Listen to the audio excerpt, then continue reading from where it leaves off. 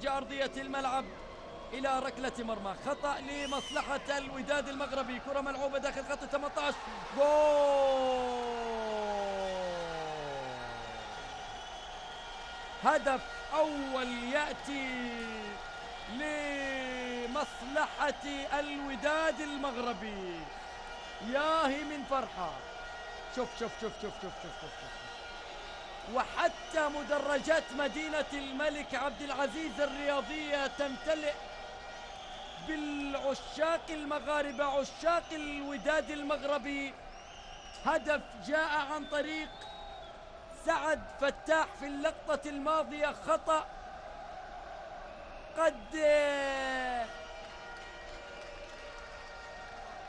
يلام فيه عبد الله المعيوف في اللقطة الماضية، كون أن عبد الله معيوف تقدم أكثر من خطوة، لذا الوداد